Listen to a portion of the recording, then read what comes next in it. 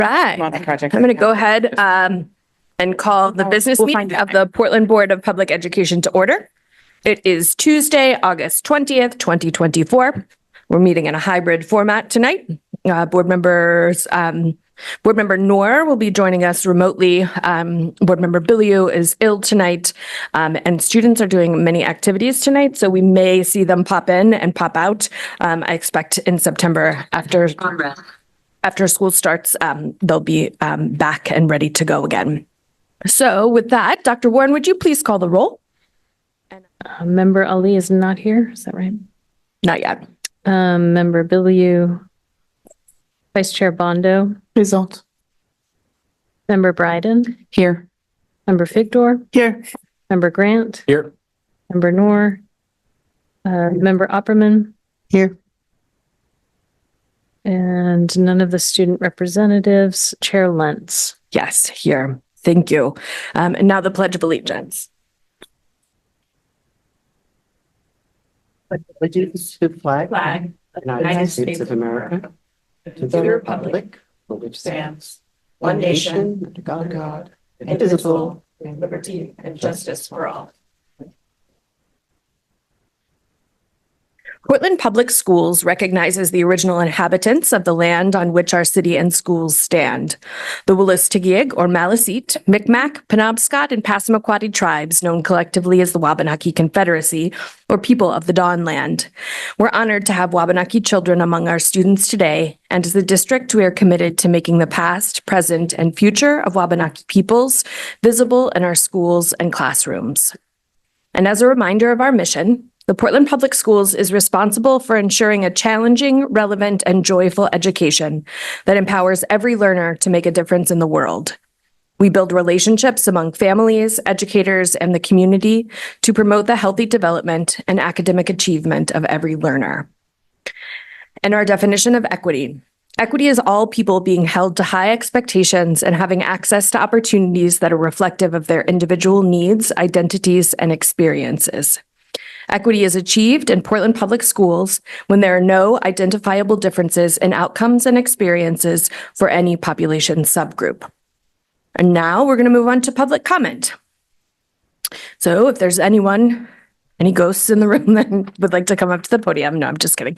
There are no ghosts in the room, but if anybody here would like to give public comment, or if you are online and would like to give public comment, please raise your Zoom hand. Okay, I see no one here in the room, and I see no Zoom hands. So I'm going to bypass going over the guidelines for public comment and go ahead and close them. And now I'm going to move into my remarks. We're excited to be here tonight for the last board meeting before the first day of school. I don't know about you, but temperatures are rising in my house, both in terms of nerves and emotion and excitement.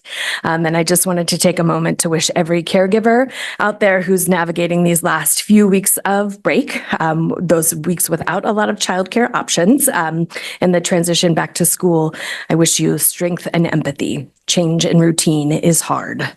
I was talking to one of our amazing kindergarten teachers this morning, and she offered this advice for the first week of school. Keep snacks handy for right after school. Expect your child to be tired and not as regulated. And if you can, don't plan anything else for that first week, as everyone, including caregivers, get back into routine. Sage advice for all of us. I wish you all the best with this transition, and I sincerely hope to all of our staff and educators and community members and young people that the first and second and all the other days are great. Another marker I would like to note tonight is having a year of Superintendent Scallon's leadership in the district. This year has been full of challenges and successes. Under his leadership, we dug deep into the community to understand the most important issues facing our family, our community, and facing our families and community, and built both a 5-year strategic plan and a budget around them. We launched a new payroll system and have begun to restructure crucial systems around academics and student support services.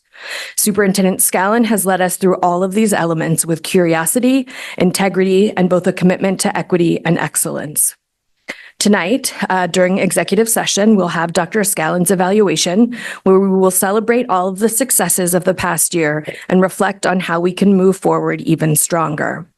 One of the pieces I would like to praise publicly outside of this session is Dr. Scallon's commitment to transparency. From the day he arrived, his strong observations of our systems and culture have driven necessary changes. Tonight, during his remarks, you will again see this transparency as he reports on our painfully slow but steady progress repairing Maine PERS and updates on other pain points that have been uncovered as we continue to peel back the layers of data and past errors. While I blame no individual for these issues that we continue to uncover, I do think they are indicators that all of our systems and processes need to be critically questioned and built back in sustainable and accurate ways. This is not a fast process. It will take time, a team committed to thoroughness and accuracy, and investment from the board to get us there. I ask that Dr. Scallon and all of his team please continue to identify our shortcomings and work diligently and with urgency to build back our foundation stronger than ever. Our students deserve it. And with that, I'm going to turn it over to Superintendent Scallon. Good evening, everyone. That was a great piece of advice for the kindergarten teacher and one to live on. So thank you for that. I had the opportunity this morning to join our new staff that had the first day of their orientation at Lyseth.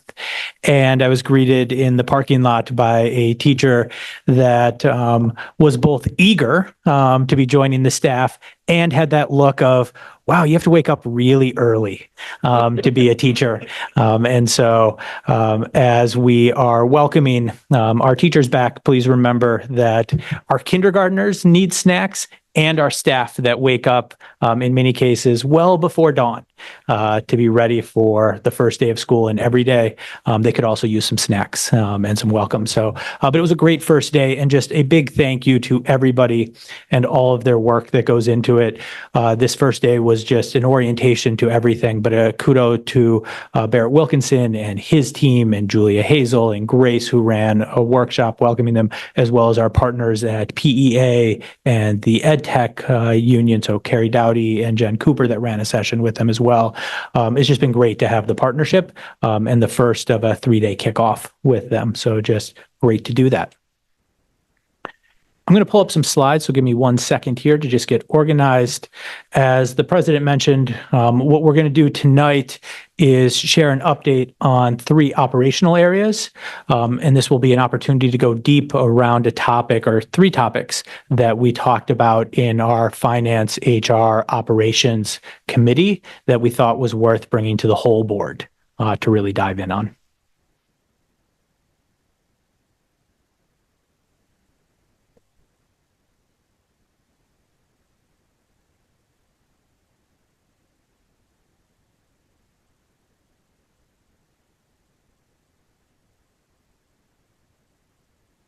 There we go.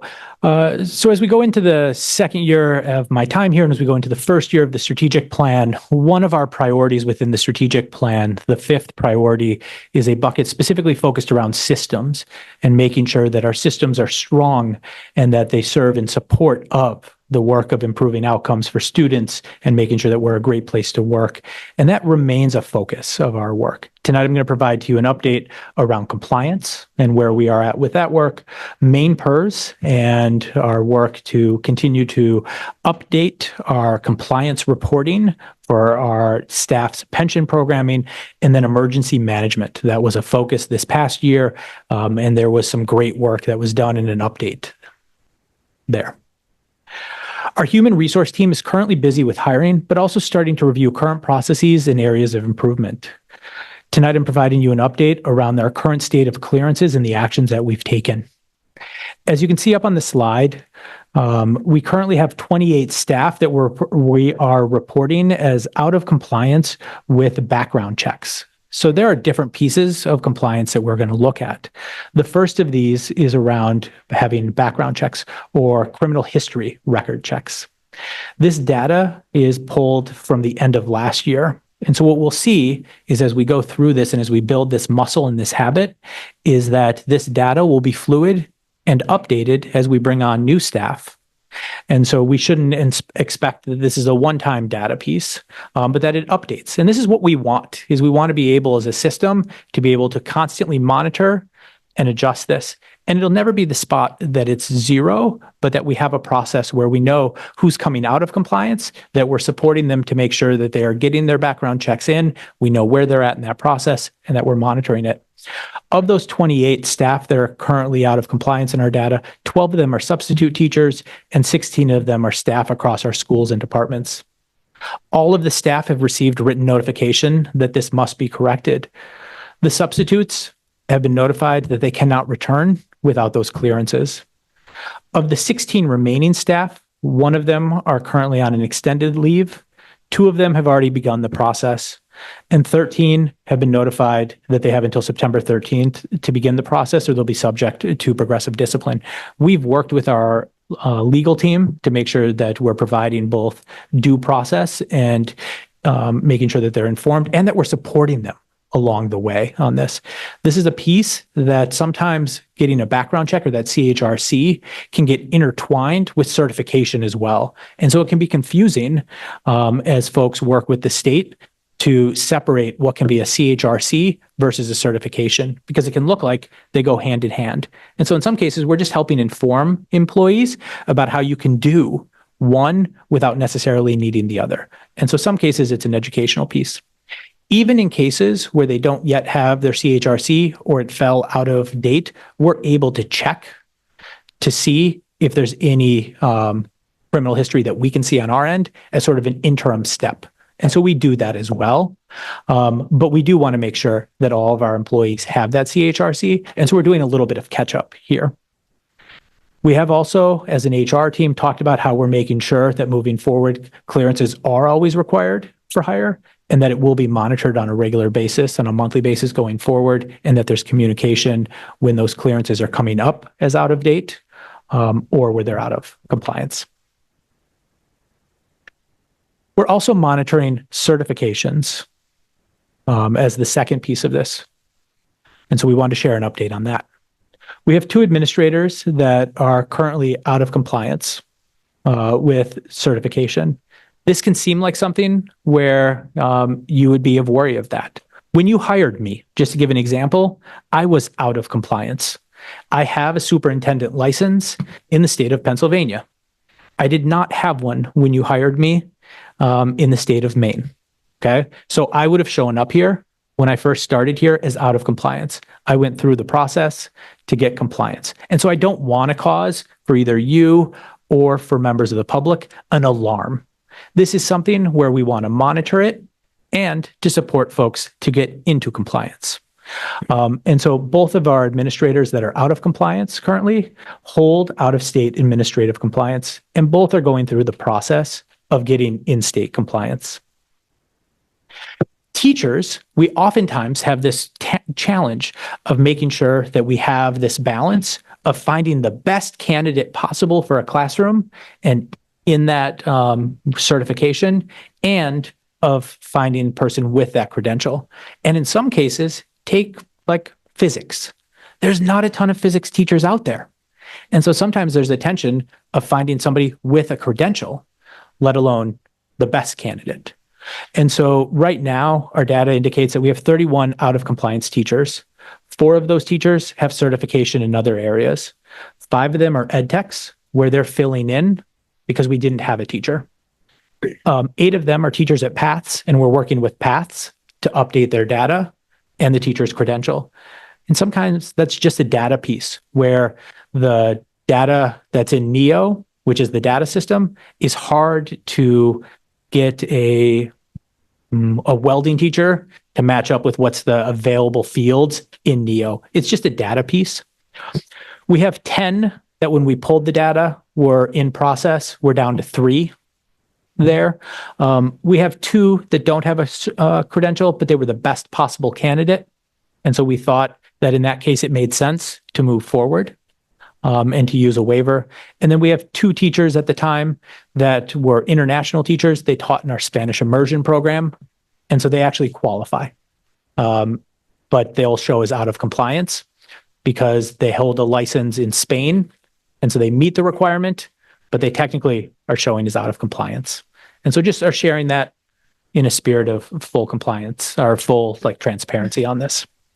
And so this is a piece again where we work, and we'll show on the next slide exactly how we approach this, but we do work to make sure that we have all of our teachers in compliance. We will never get to a spot where this number is 0, but we do work to help our teachers be in compliance on this. And then when we pulled this data, we had 13 ed techs, education technicians, that were out of compliance. This ranged from having no certification or certification not matching the level. So in some cases, we had a education technician who had a level 1 certification, but we needed them to serve in an education technician 3 level. And in some cases, it's where we need to continue to work to clean up our data. And so that is work that is ongoing in our HR department. I do anticipate that just based on need in our special education department, that we'll continue to have some out of compliance here just because of needing to match level of service with some education technicians at lower credential level. Human resources is working quite hard to address the immediate needs and building the long-term systems, right? This came up in our HR, our finance operations meeting, where our new executive director shared how she is digging in with the team and starting to understand what is the current work within that department. And so as I've shared already, the staff that are out of compliance with our criminal history record checks, that's the CHRC there, they've been notified and have been provided timelines for resolution, and they will be monitored regularly with staff contacting them when they're overdue or needing follow-up. We've also assigned a generalist in that department to monitor certification on a monthly basis to make sure that we are not getting a buildup and needing to make bigger corrections. We have an individual, Beth Lenovich. You may know them by name. Here we listed them as the recertification coordinator because that sounded more official. They're working with staff, particularly new staff, on certification. And then we have a standard operating procedure that's been developed with our HR team to ensure that as much as possible, what is moving forward in our hiring process are those individuals that find that right balance between the best candidate possible for a position and those that have the qualifications. And so finding that right tension there. With that in mind, Chair, I think it's best if I go sort of through all 3 and do questions, if that works. Okay. On this second piece, I'm going to transition now to Maine PERS, which is probably our biggest topic of the night in terms of updates. First, I want to just share with you that when it comes to Maine PERS, we are up to date with estimated payments. Where we are out of date is with reporting. And so this prevents Maine PERS from being able to reconcile accounts to know of the amount of money that we have paid them, how to credit accounts from how much should be credited to Sarah's account for her retirement versus Ryan's versus Julianne's. And so sometimes when we talk to staff and they say, what's the challenge? There's always these 2 pieces. Where's the money? And why isn't my account accurate yet? And so on this first piece, to the question of where's the money, and we've said this sort of since the beginning of this, Maine PERS has the funds. And that's not a worry. That's not an issue. It's still, though, the challenge of supporting and working in partnership with Maine PERS to make sure that they can reconcile the accounts. And so that everybody shows accurate information. And so what I'm going to share with you tonight is to go into pretty big detail about where the challenges are with reconciling the accounts.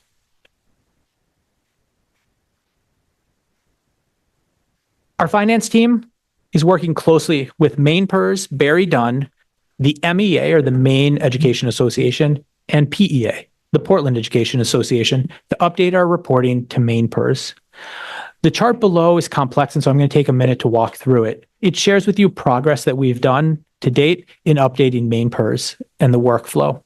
Okay, so in the chart, you can see, if you work from left to right, you can see 4 windows of time.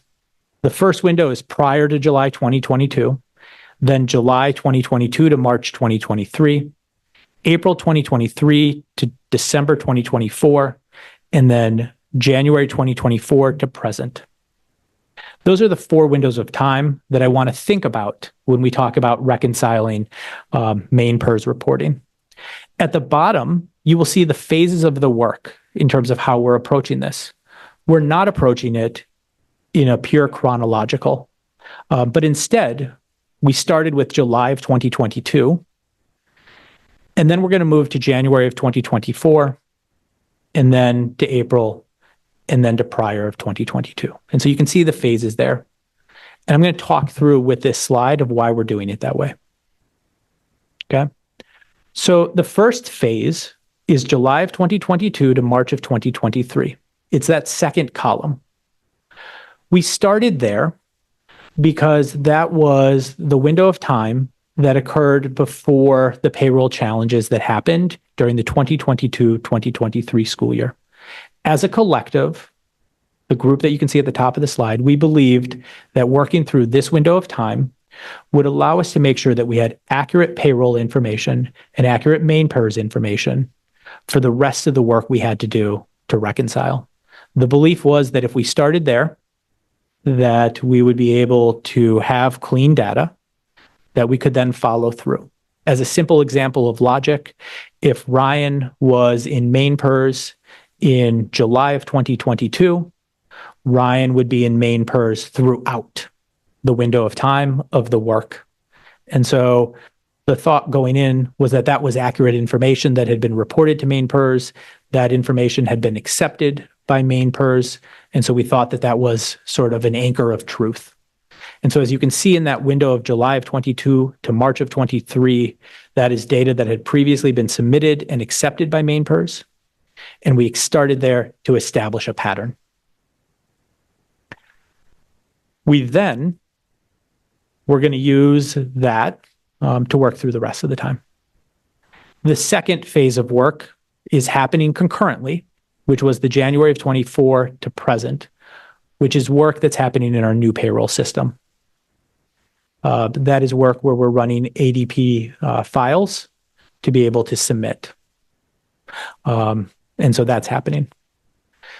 The April of 23 to December of 24, that's data where, and we're going to go through this twice. So you're going to see 2 bites at this to like really get it. The April of 23 to December of 24, that's data that has never previously been submitted to Maine PERS. It actually requires the data from July of 22 to March of 23 to verify it. The way Maine PERS always verifies data is looking at historical. So it usually looks at what happened last month. And as long as there's not big changes, it says, yep, this must be right. Ryan made this last month. He made it again this month. So we're going to assume it's correct. And we've done work there to get the data, but we haven't submitted it yet. And then we always thought that we'd have to go back based on what we're seeing. We didn't actually think we'd have to go back, but we've learned in this process that there's data errors in the prior to July 22 that we're going to have to go back.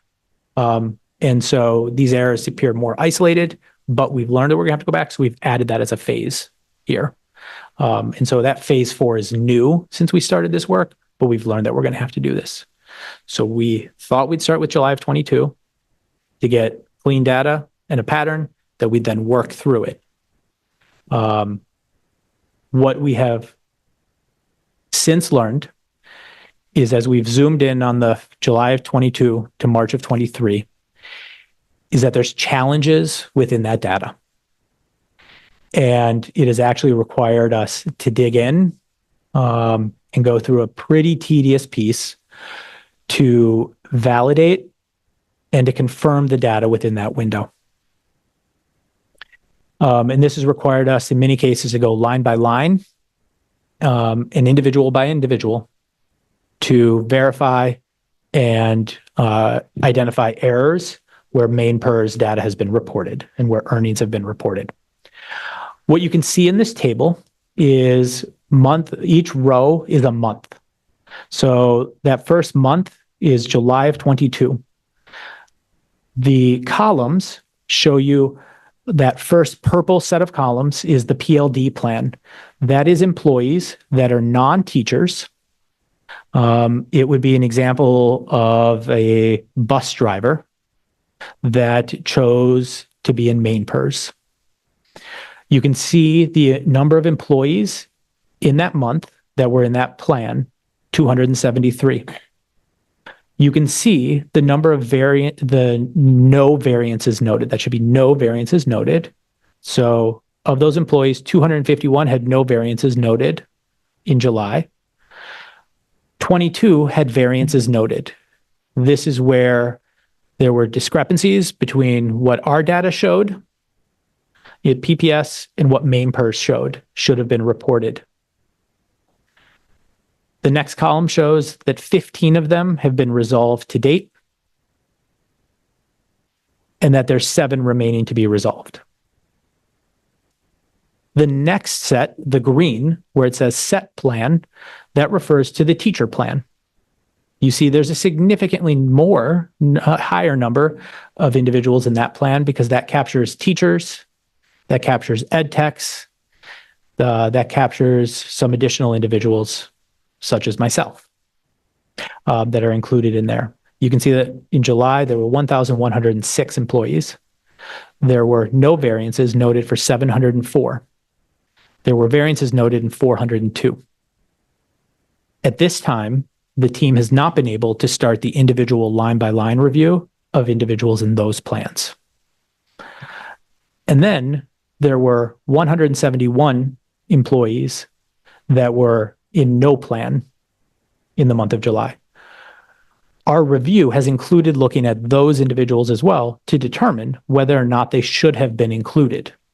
In some cases, right, just by the nature of their job, they may need to be included. So we took it that we needed to include everybody. So we did not think it was appropriate to ask somebody to say, should we include you? By default, if you worked in Portland Public Schools, you were automatically included in this review.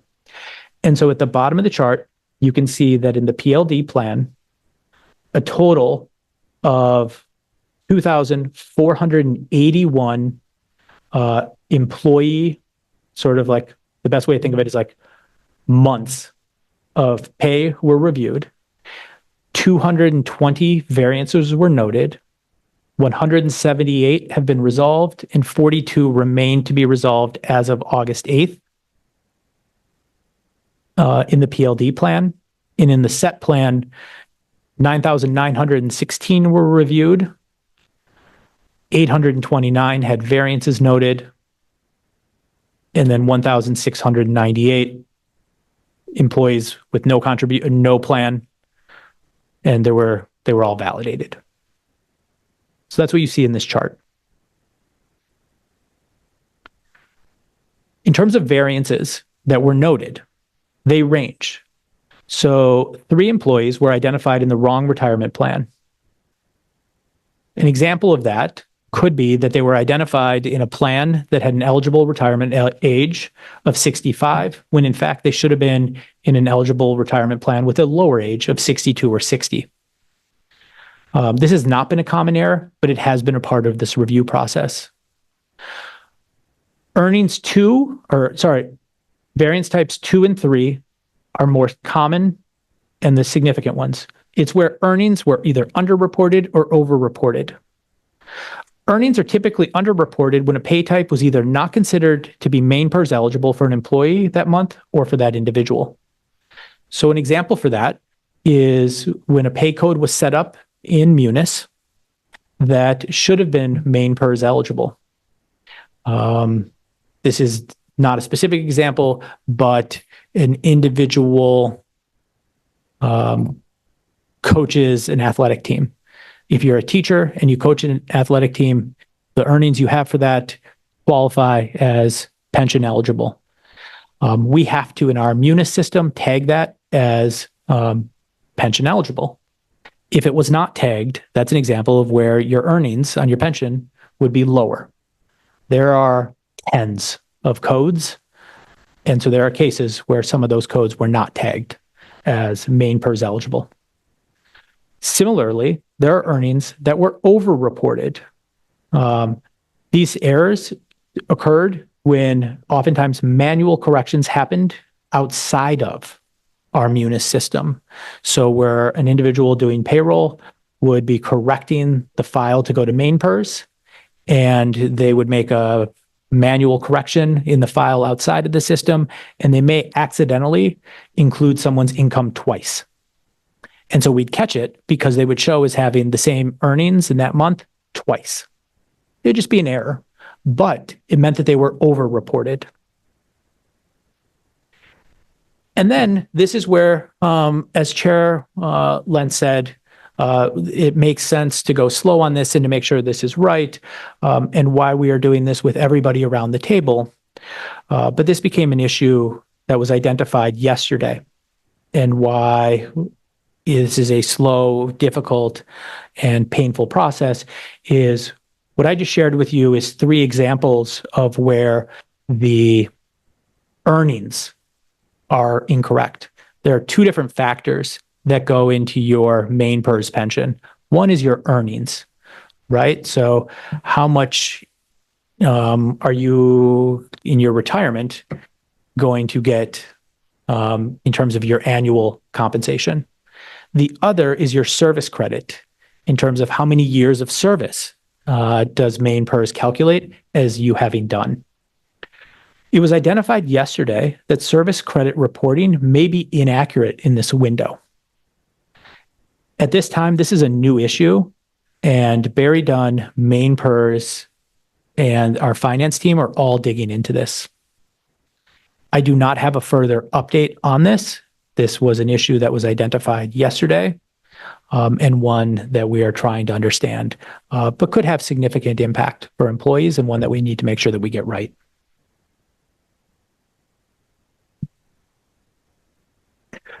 The level of validation data that has been required for this window was anticipated, as I shared. It has been resource expensive and will likely continue for a significant period of time.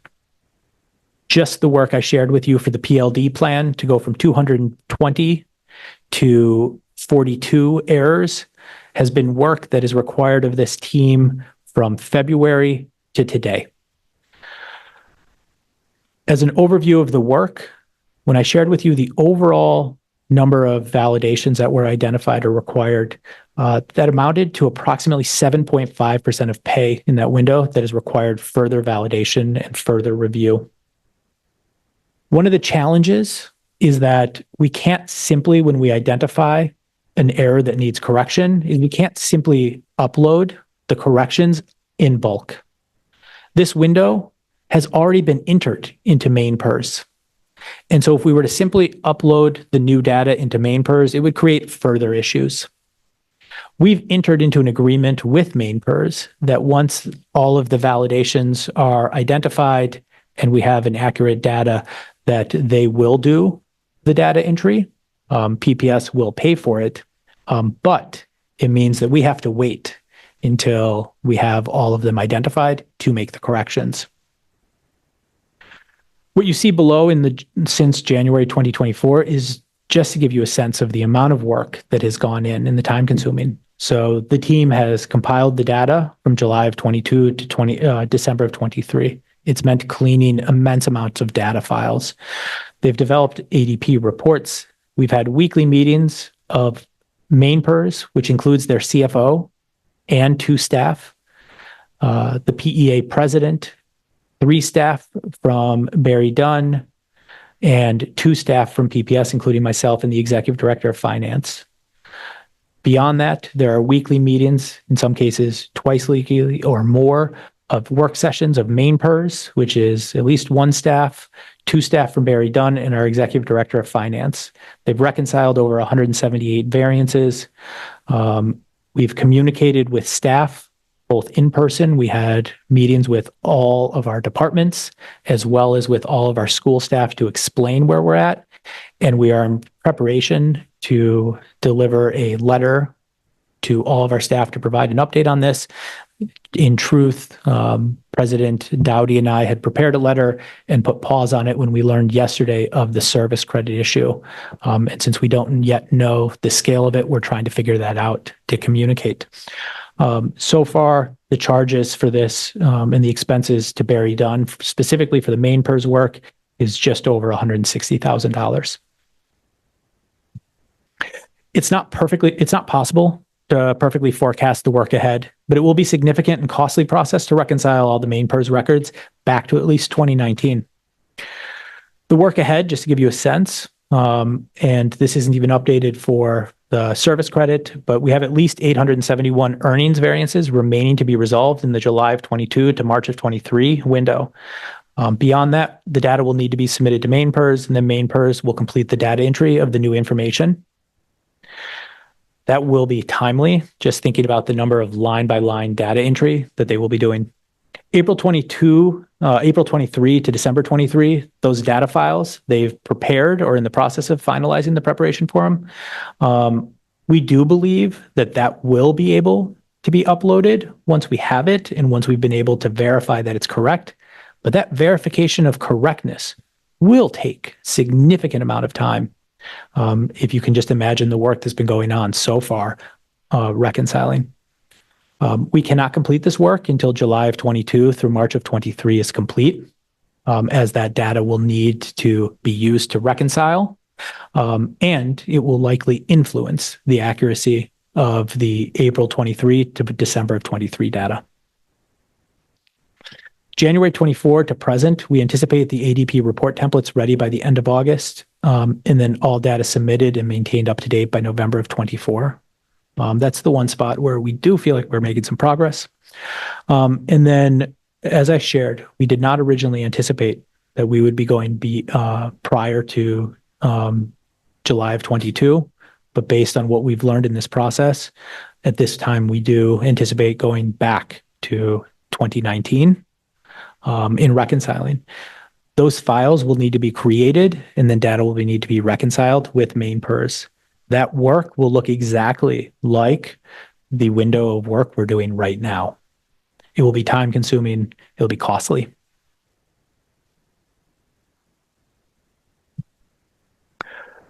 When corrections begin in Maine PERS, the following is a draft guidance that is still being worked out to be in agreement with Maine PERS and PEA about how we will handle under and over reporting contributions for employees. But I'm sharing this with you to forecast, both for you and for our employees, how we're trying to tackle this. For members with underreported earnings, okay, so these are individuals who had more earnings, but had it underreported to Maine PERS.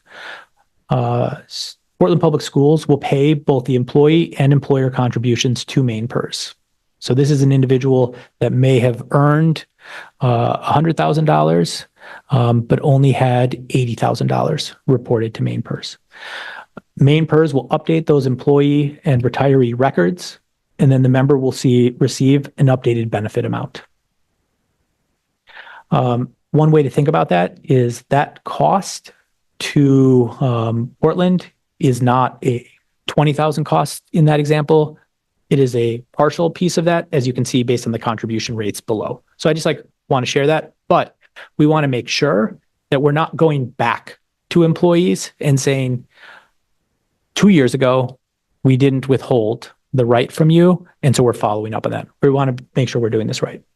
For employees that are not retired, where we have overreported, okay, Maine PERS is going to issue a check for prior calendar year corrections to that employee.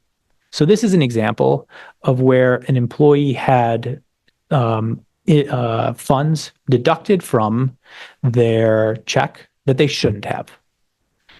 So in 22, they had more withheld than they should have. Maine PERS will issue a check for them to make that correction. Where it's in the current year, PPS would issue a payroll correction for a current year correction. Maine PERS will also credit Portland Public Schools for any employer contribution. So where it's an overreported for a current year employee, we'll make it whole and correction current. For overreported for retirees, so this is an issue where the person is already accessing benefits and may have assumed already those pieces. We are working out with we are working out with Maine PERS how we will take on those financial responsibilities with that. So we don't know yet the scale of that, As we've done this work with Maine PERS and generally kept a record, the over-reporting and the under-reporting has generally worked out to be pretty even. But we don't have something where we can tell you, here's what it is. And as you can see, we are early in this work in terms of the scale of this.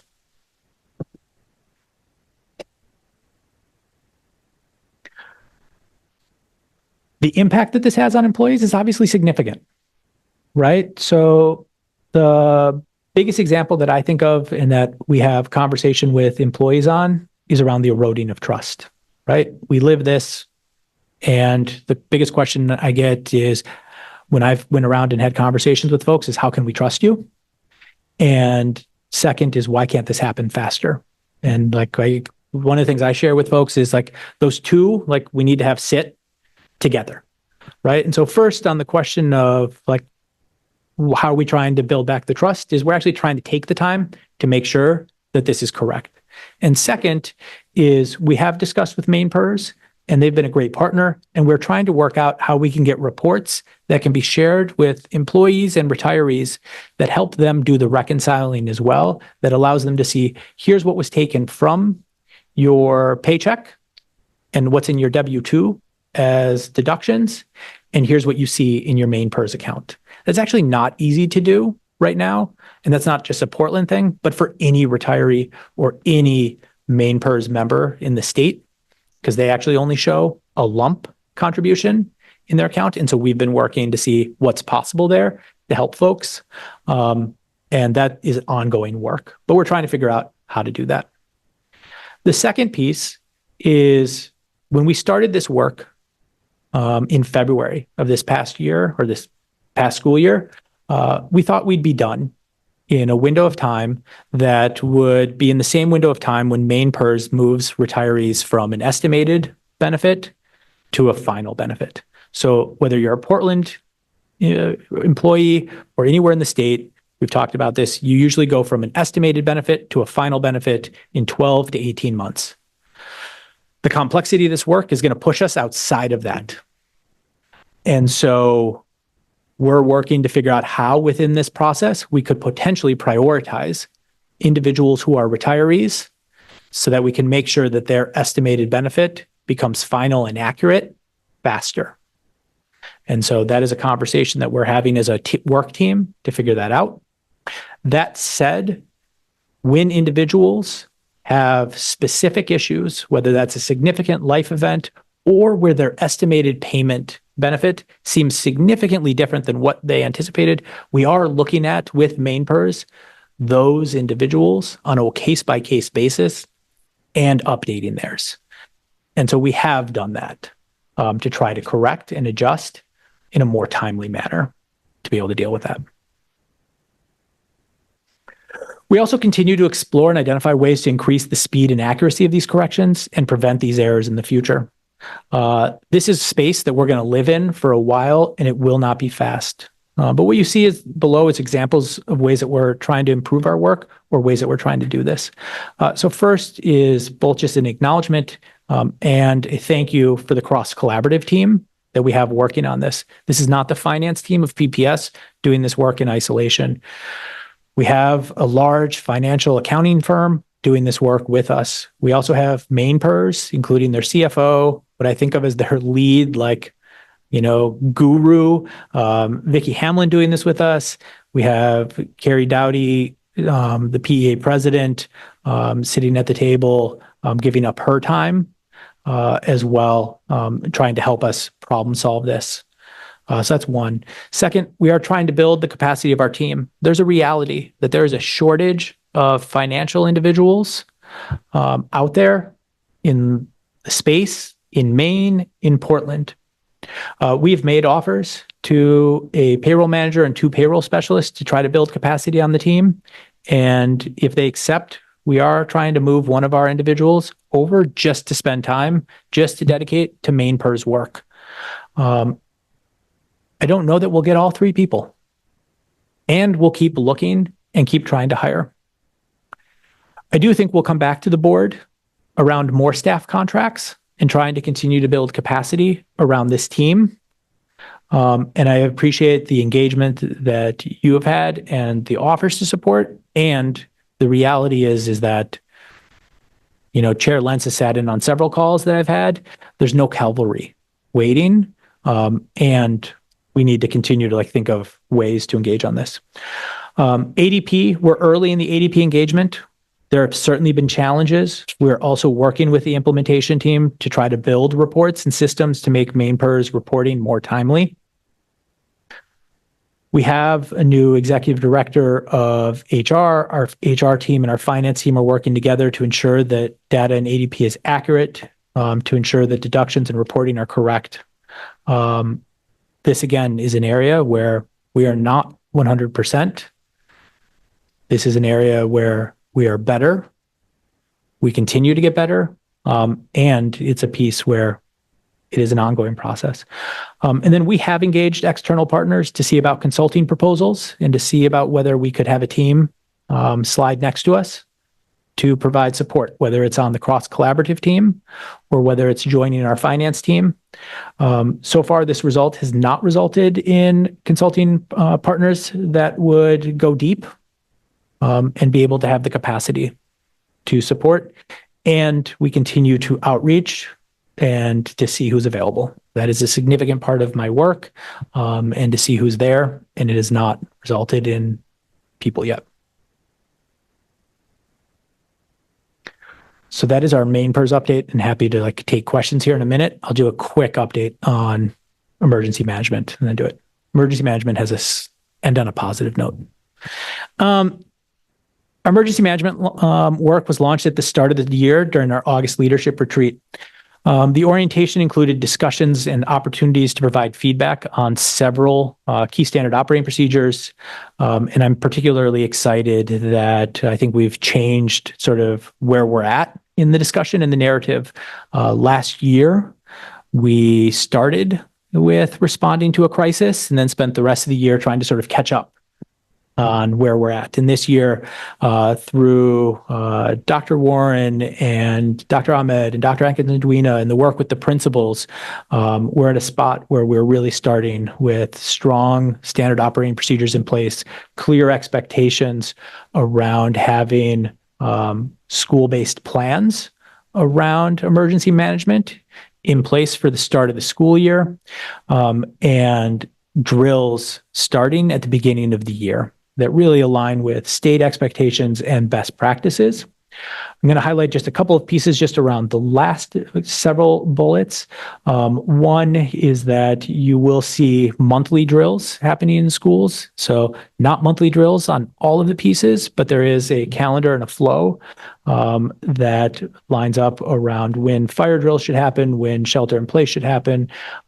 It's not designed to be where there are surprises, but families are alerted. We will not do violent critical incident as a drill. It's designed, I believe, if I have this right, Dr. Warren, as a tabletop exercise and designed to label what's best practice around this, depending on the age group, and that it'll be monitored to make sure that we don't end up with, one drill at the beginning of the year and 8 drills in May, but really designed based on what state guidance is and what best practice is. And so should be in a good place on this. And this is always a place where you run a drill, and as a team at the school level, you debrief. What worked? What do we do differently? And how do we continue to improve? And so I think this is just a spot where we learned from what worked last year and how do we sort of iterate and continue to improve without going too far on this. And so state guidance, I believe, is that elementary school kids should have 2 drills in the first 10 days of school. I'm looking at Dr. Warren, just jumping us. And then it's 1 a month. Well, it varies. Can you Sorry. Yeah, it varies by grade band. But what we have laid out is a monthly drill. So 2 in the first 2 weeks of school, which is the state requirement. And then we're doing 1 a month thereafter, spreading it out across the different types of drills. So we're going well above and beyond what the state actually requires. even beyond what they require of the elementary schools, which is the sort of highest standard. We're going a drill beyond that and making all of our schools do the same thing just to be on the safe side. Thank you. All right. With that, we can turn it over to questions. Beautiful. So we're going to take these in 3 different chunks. We'll start with compliance and then move into main purse and end on emergency management. So board, what questions do you have around the compliance presentation? Board Member Bryden, go ahead. Thank you, Chair. Thank you for all that information. I have a quick question about the clearances slide and specifically the part about the 16 staff needing to begin the process of getting everything in order by the 13th.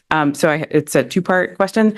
I'm curious what begin the process means, like what sort of action steps, count as beginning the process. And I'm curious about why the 13th. It's like 3.5 weeks from now. I'm curious about what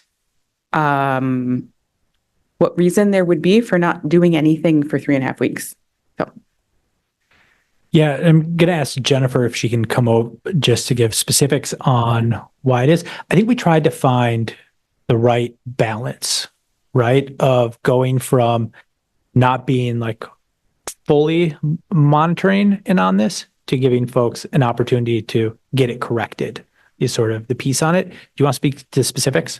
Sure. So first of all, I do want to say that this is a project that, thank you to Barrett and his team. I know that they were working on to get these numbers to be as low as they actually are at this point in time. So in looking at the date of the 13th, there have been notifications going out to people at points in time during the course of the last school year. And so the most recent notification that allowed people about a month to start their process. And by start the process, really that is applying with the DOE for that CHRC and doing the accompanying fingerprinting. But understanding that what we're looking for right now is evidence that the employee has started the process, because we know that the DOE can sometimes have challenges and delays. So typically CHRC is pretty fast. And I think even since the data on the slides, I know I got an email from somebody else today that they're on it, right? So the staff are responding and working on getting these done. But what we're looking for is a good faith effort that the employees are aware and are working with us to move forward in getting this the CHRCs completed. Thank you very much. I really appreciate the additional context. It actually makes me a little bit more like, if people have been notified about this, 3.5 weeks from today feels like it feels like even more of a grace period than I feel like would be appropriate. So I'm curious about how the team landed on that deadline. So I think in consulting with legal counsel and working to ensure that we're providing employees adequate time to do what they need to do, we felt a month was an appropriate amount, more than enough time, honestly, but an appropriate amount of time for people to do this work. If people are still away, some people may not be around until next week. So really giving people that flexibility. And then we're just continuing to check in with people during the course of the next few weeks to put a little push on that. Yeah. But as I say, it has been nice. We've had several people who've right away come in and our HR team has been able to help them if they've been confused about how the process works. Okay. Thank you so much. Okay. And I would just add that the fingerprint places can be like open weird hours and in weird locations. And if anybody has challenges around, transportation or working another job, like there are barriers to getting this process. It's not just filling out a form online. Yep. That's exactly why I was asking what counts as starting the process. Beautiful. Yep. Thank you. Other questions from the board? Vice Chair Bondo, go ahead. Yeah, thank you. I'm going to the teachers. So I know it's just 2 who just don't have any certification at all. And then I heard the superintendent just talking about the waiver. So I'm just wondering, even though it's just 2 teachers, they just teaching by definition to be teachers, or why they don't go through the process because it's a requirement? I don't know about the specific examples of these 2 teachers. I don't want to talk about the individual. Right. But But there are examples of where we would be in a spot where we want to make sure that we have a teacher for a hard to fill position. And we're not able to find somebody with a credential. And so in that case, it may be that our best piece is to find somebody who's interested that may say, I'm going to register for a program, or I'm going to move forward in the future. I don't know if there are other examples you want to give. Yeah, no, I think that's exactly right. We may have someone who's in the process of getting their certification, and we may have them on like an emergency certification in that interim. Or I can think of an example of someone we've brought on board who I believe will be done with their last course this Friday. And so we've moved forward in good faith in understanding that they are just about to complete their necessary coursework. They've actually already applied for their certification with the state, but they won't obtain their certification until they can submit that transcript that they've completed their final course. So that would be an example, and that is for a hard to fill position. So our feeling was that we feel confident that that certification will come through. So we move forward with that hire anyway. But those would be some of the examples where that comes into play. So the waiver process can be applied for not only teachers, but different areas as well? There are waivers, there are emergency certifications, there are a variety of opportunities when we're working to support staff who may not be quite where we need them to be, but they're close or they're in process. And also understanding that the Department of Ed, because they do get a lot of applications, and this time of year is particularly busy for them, they're working on maybe a 2 to 3 month delay right now. So we also, again, in this good faith, see that someone submitted everything, we can review everything, they've completed their coursework, they've done everything they need to do, and through no fault of their own, now they're sort of waiting for the Department of Ed to issue that final certification. And we do have other pathways to being able to ensure that those employees can be in the classroom working, and that we're within compliance. All right. Thank you. Thank you. Other questions from the board? Board Member Upperman, go ahead. On the provisional certification, does that also work with ed techs? So ed techs are a little different, and we have the level 1, 2, and 3 ed techs. I think that some of the cleanup work that we're looking at there is where we may have someone who was hired into an ed tech 3 role and had an ed tech 1 certification, and probably at the time should have been placed in an ed tech 1 role while they worked through to obtaining an ed tech 2, ed tech 3 certification. And so there's a mismatch between what their position says. In truth, and I've been working with our director of special ed on this a little bit, depending on what we're asking that person to do, an ed tech 1 or ed tech 2 certification may be perfectly fine and appropriate. And so we're just sort of taking a step back to make sure that if someone's in a role, everyone, the administrator, the teachers working with them are aware of which certification level they actually possess, so that the work that we're asking them to do is a match. And then again, Barrett and Julia and Beth, there's a whole crew working on helping support staff to move through that certification process, because our goal really is, if someone comes in as an ed tech 1, our goal is to help support them through their educational journey to obtain that ed tech 3 certification, become a teacher if that's their objective. But we want to start them in the role they're certified for, and then let them work their way up, as opposed to placing them and paying them as an ed tech 3 if they're not quite certified, in the hopes that they get there, right? So we just need to kind of rethink how we're starting that hiring process. Thank you. I just have a couple of thoughts on this. And I think, I went to my undergrad I went to be a math teacher when I went to college. And then I went into a school and started doing student teaching. And I was like, oh my God, this job is really hard. I'm not going to be able to be a student teacher or teacher. So I ended up working in a lot of other places in youth development. But it's kind of like from day one, when you're in education, before you enter a school, you get your background check done, you get your fingerprints done. That's like base level certification before you enter school, before you're talking to kids, before you're in rooms with kids. And so I saw this data, and it made me really upset, because I think it, like I said before, it is an indicator that some systems are off somewhere. And this is about the direct safety of our students. And that is it's upsetting. I think the good news is that we're really working to totally understand the problem and get our arms around it in the same ways that we've been doing payroll, in the same ways that we're doing Maine PERS, and building different systems so that things are operationalized and this doesn't happen. It doesn't continue to happen. But I just think that like, I guess I'm inviting the board that like this is not a good indicator. Like this is something that we need to continue to be aware of.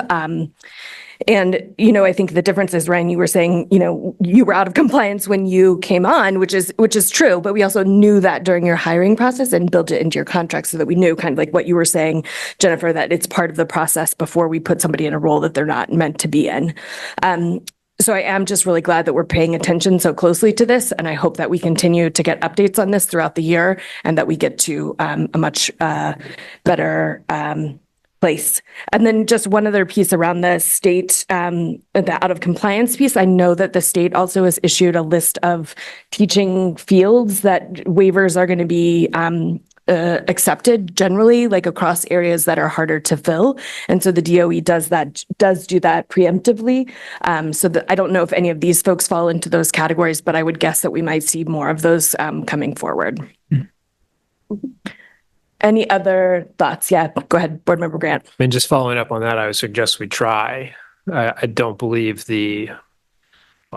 I don't want me to say this, but the process for granting emergency certs is less than rigorous at the state DOE. So if that becomes an issue, I think if you're not already trying to do that, that's pretty available from what I understand. Yeah, great. Yes, Board Member Opperman, go ahead. On the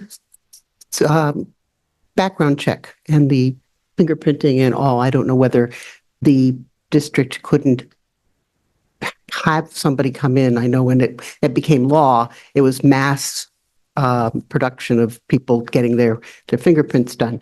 So I just was thinking that might be something to say, show up. And this is, it costs money, but maybe money well spent. Yeah, thank you for that suggestion. Any other thoughts on compliance while we're here? Okay, I see no hands. Then let's go ahead and move on to Maine PERS. Questions from the board on Maine PERS? Oh, thank you, Vice Chair Bondo. Go ahead. Thank you, Superintendent. That's a lot to absorb, and then it's really sad to see some of those reflections. And you know, people working so hard and expecting to have a good pension. So I think we are moving step by step. So I get it. I get the concept here. And I just stuck a little bit in my brain around the costs of those new data entry for Maine PERS. So those are the 7.5 of pay. I just want to have a little clarity there, please. So just to make sure I understand, your question is about what are the costs that we're going to incur for this? Yeah, because on the presentation is a new data entry from Maine PERS is going. So those are the different costs because we have a 871. Then they have to be resolved, and then they have some other entries that they have to make sure then they're going between the July 2022 to March 2023. So those are the costs coming from the 7.5, or those are different costs. So at this time, in preparation for this slide or this set of slides, the board chair asked if we could provide an estimate of how much it's going to cost. And at this time, we can't provide for you a full accounting for it. And that's just the reality of the amount of movement of this. So here's what I can tell you in terms of the buckets of costs, right? So the first bucket of cost is the amount of staff time that PPS staff are spending on this. And the biggest three of that is myself, our executive director of finance, and then support staff on that, of which there's significant amount of time. Okay. The second is Barry Dunn, right? So Barry Dunn is contracted specifically around Maine PERS staffing. They are what I think of as our calculator and our large data software or our large data set work. Their cost to date is $161,000. That is for work between February of 24 to today. We have a contract. Contract's probably too firm a word. We have an MOU with Maine PERS that recognizes that they will incur a cost because of these errors, that will require them to do data entry, to update this information for our retirees and our members in their system. And so they will be hiring additional staff to do that work. We've agreed to bear that cost. And so that has not come to fruition yet. And so when we talk about the data validation, right, it's not going to be a full 7.5 because some of those corrections have already happened, right? That's part of what the validation is seeing what's already happened that needs to do it. But that'll be manual entry. My gut is that's going to be a full-time person on their staff for a duration of time. Okay. To do. And then the other cost that will play out here is where somebody who's underreported, where we are making them whole, we will bear that cost. And where somebody is already retired and where they are overreported and we need to make Maine PERS whole, we will bear that cost. And so those are the buckets of cost. Because we have not been able with Maine PERS and with Barry done yet to work through those, and because we're talking about one of 4 phases, we do not yet have that cost. Right. So that's exactly what I can little wonder, because where are we going to get, because if we don't have the estimation right now, so I mean, where are we going to get those funds? So are we going to use a reserve, or are we projecting to have those funds available to make sure then we can balance? Because when you see the time now, they're just doing some data entry for July 22 to 23. So we still have backwards to 2019. So are we building strategy to make sure then we have some funding on the line, or we moving so we don't have anything to move to our budget, because it was not budgetized to last year budget. So this is something just coming right now. So we just need to make sure that we are facing those situations so we can work properly and to solve those issues for employees. Yeah, I mean, we will need to come back to you with a financial ask that will need to come out of reserve. We don't have that ask right now, but we will need to come back to you with that. All right. Thank you. Thank you. Other questions? Board Member Bryden, go ahead. Thank you, Chair. I have 2 questions. One, the first one is a follow-up to what we just talked about.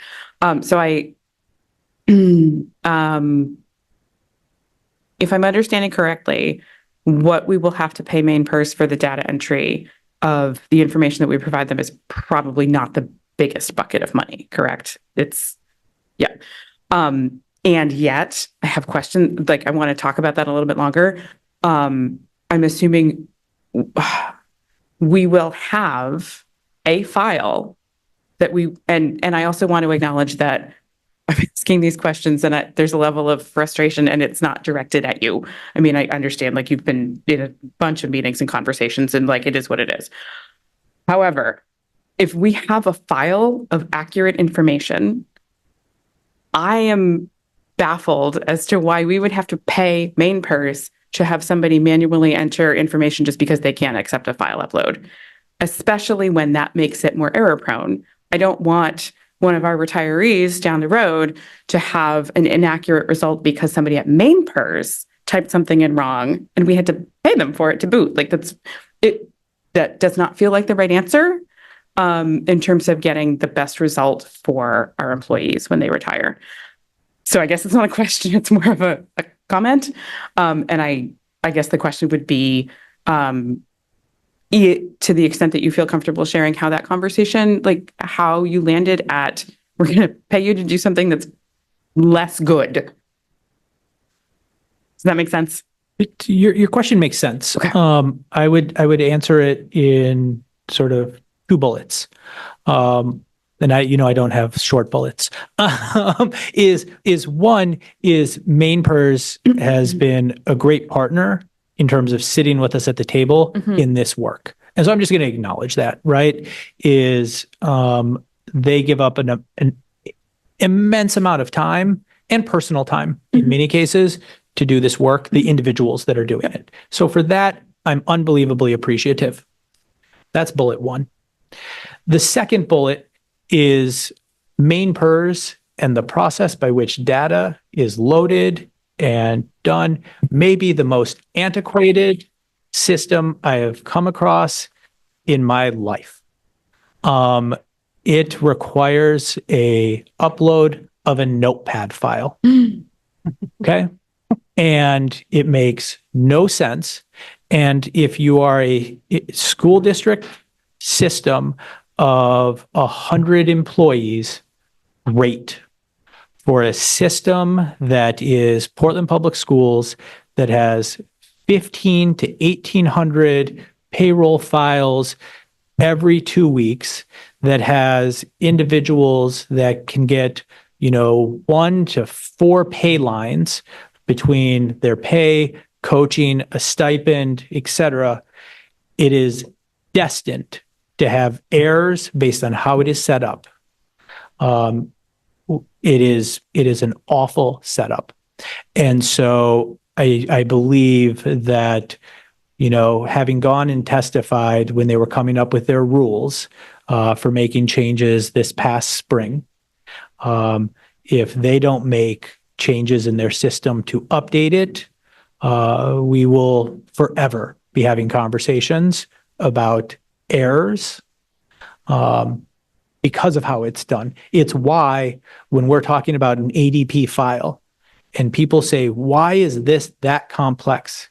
It is because who in the year 2024 has thought about pulling payroll from a system and putting it into a notepad file to then upload? We can't even adjust it. It makes no sense. And so that's the 2 pieces. Sherry, Vicky, like truly partners in this work. The system itself makes no sense. That's useful and helpful, and I appreciate that context. Thank you. My second question is I'm curious about why 2019 is the farthest. I'm not suggesting we go back farther than 2019. I'm just like, how was there like data points around, who's on staff and that sort of, but what? Yes. So 2019 was when Portland Public Schools shifted to Munis as its payroll system. And so what has been identified in reviewing retirees' files, in most cases retirees, in some cases current employees, is that some pay codes when Munis was started were not immediately started as Maine PERS eligible. And so that's what's been identified, is that there's some one-off cases. And so that's what's flagging that we need to go back to, where we can see that payroll going back to 2019 when Munis was started there were some challenges that were corrected, but not necessarily that it was retro corrected. So a pay code may have started as not Maine PERS eligible. After 4, 5, 6 months, it was corrected, but it wasn't back the 6 months. And that is a small thing in the overall pay for the system, but for an individual, it could be $5,000-$6,000. Okay, thank you, So Chair. that's why. Yeah, thank you. Board Member Victor? Yeah, and on that, just so the board remembers, the history is that we did have a working payroll system that we're happy with prior to the switch to Munis, but we were trying to align to the city system. And there were, also a set of problems with how Munis was set up. So I think the thinking of going back to 2019 makes a lot of sense to me. Thank you. Vice Chair Bondo, go ahead. Yeah.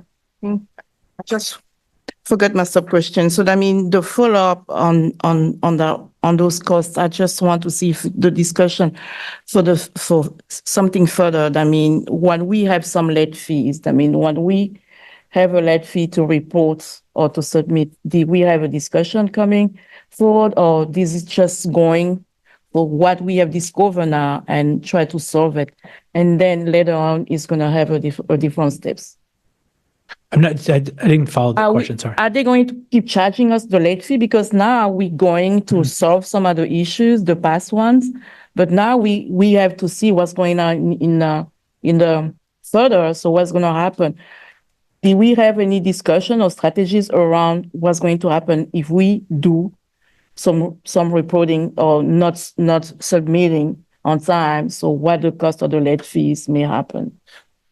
So Is any discussion at all right now? this is specifically to Maine PERS late fee proposal, Okay. right? That's what you're asking Yes. about? Yes. Okay. Yes. So last year, Maine PERS proposed, just to catch everybody up in case you didn't follow sort of Maine PERS rules changing, Maine PERS proposed to potentially fine school districts if they were late on their reporting, and to fine them interest if they were late on their estimated payments. I went and testified, and I'm going to say that I was compelling and convincing, and they'll tell you that they just decided to change it anyways. But they did adjust their proposed rules. And so at this point, we are not getting charged penalties. What they did is they changed their proposed rules so that as long as you were operating in good faith and working with them, that they weren't going to do it. And so in reality, like, let's just like take a minute and think about, if you're Maine PERS, there should be, right, some logical consequence when they're working with a school district if you're not submitting your reports on time and if you're not paying them on time. They need to have a way to like force districts to do it. They're also fully aware that we're submitting estimated payments to them, and they will tell you that they think we're pretty close. They're not short money. So that's not an issue. So in terms of like being short and having to pay them interest, that's not an issue. And in terms of working with them, we're working with them. And so they're aware of that. And they're facing the same challenge as us in terms of trying to reconcile the reports that they've accepted and what it says. And it's not their fault. We gave them the numbers and they didn't have like anything to go on except for what we told them was right. I don't fault them, but they're trying to work with us to get it right. And so there's no penalties. Could that change, right? Because of how long this has taken? And could they choose to start to charge us? Yes, at this point they have not. Thank you. Thank you, Chair. Thank you, Vice Chair Bando. Other questions from the board? Yes, Board Member Upperman, go ahead. It's not so much a question as a comment. I want to thank everyone who is working on this now with such detail, and appreciate the fact that they are doing that. I'm angry that it had to happen.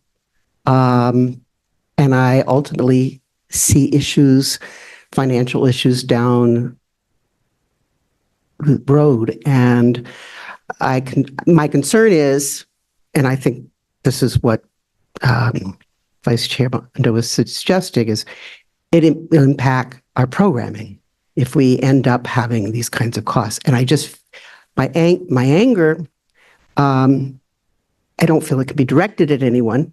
There isn't, the finger pointing wouldn't do any good, but I just wanted to express it. I wanted to say that I am very concerned about programming, and that, you know, we can do what we can possibly do. And I'm hopeful the community will support us in this. Thank you, Board Member Upperman. Yes, Board Member Figdor, go ahead. I do want to just take the opportunity. I hear Board Member Upperman's concerns, and of course, this is money that we need to, but we don't want to spend. But I do want to reassure the community that we do have reserves to cover these costs. You know, it is a zero-sum game, and that we only have so many reserves. But we are not in a dire situation where we're going to have to cut back on programming in order to cover these costs. Nothing, and these are serious costs, but in terms of our overall budget, they're relatively minor. So I just want to keep that perspective in mind. Thank you, Board Member Figdor. I just have one question and then a comment. On the repayments that we're making to people's accounts, is that just like dollar for dollar, or how does interest be involved within that? I'm going to pull up the slide real quick just to show it at the same time. Okay.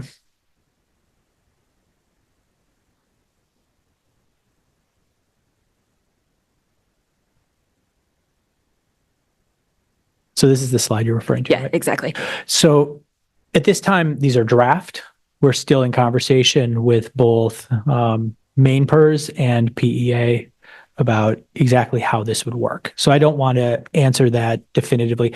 I do want to just clarify, though, a distinction. This is not what your question was answering, but I think it's worth just answering for a distinction between what was the process we needed to go through for the 401 and the 403, the voluntary retirements, and what happens with a pension.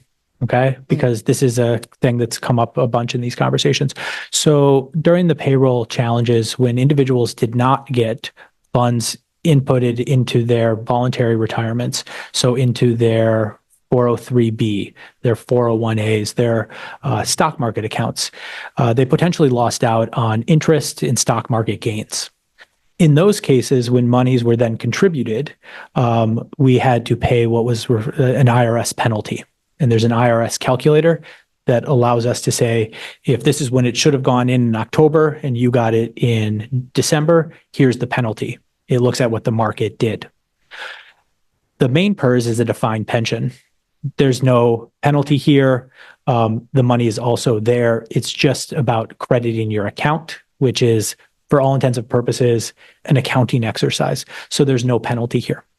And so in this case, we are working with them just to figure out what will happen for the over-reporting.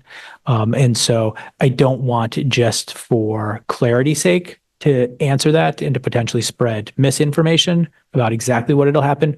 But we'll make sure that when we get the final guidance of what will happen, that we will answer any issues around interest that come with that. Beautiful. Thank you for that and the clarification between the pension and the 401 accounts. And then just a note to the board. I mentioned this in the finance meeting as we started to talk about this before, but I just think I want us to really all be aware of the capacity challenges that this creates within our central office.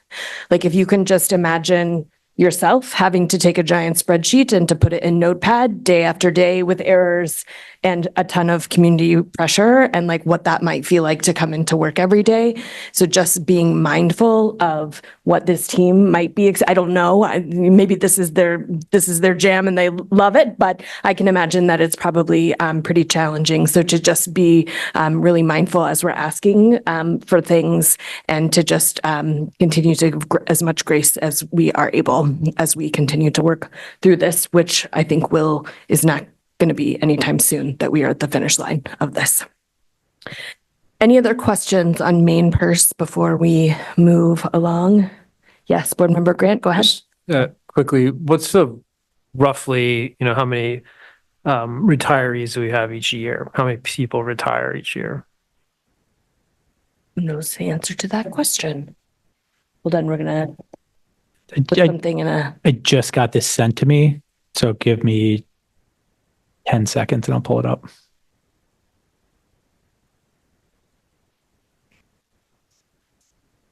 We hand out a lot of clocks every year. I remember from the party. There's 2 tables full of clocks every year. We rotated approximately.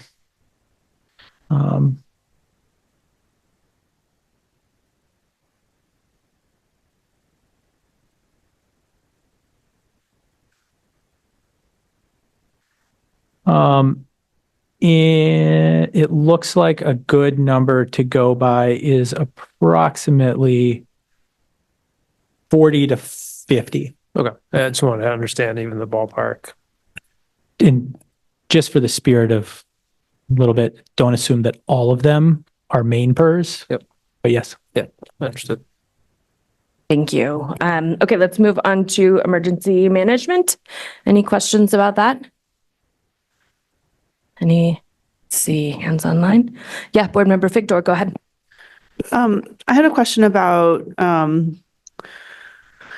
the fact that it looks like we're going to do more drills than are required by the state, and just I assume that's because we need the practice, and just trying to understand that, because I also think that, I know that drills are disruptive and can be difficult for kids to process, and so just would be helpful to understand how we decided to exceed the requirement. I think we tried to find, I think when we can take the feedback, right, of going back and just looking at that, I think we tried to find the balance of what gets us into a habit so that we make sure that we're following through on it. And so the general guidance of once a month felt like something that we could build that in to a schedule and to be able to do. And so that's where it sort of felt like that was a nice rhythm and a cadence on which we could do.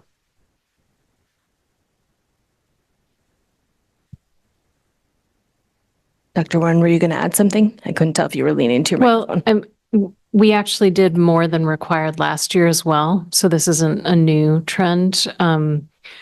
But the other thing is, so the state's requirements are highest at the elementary level. And so what we're doing is just one more than what's already required at the elementary level, but then we're keeping more sort of parity between our schools at the at the different levels.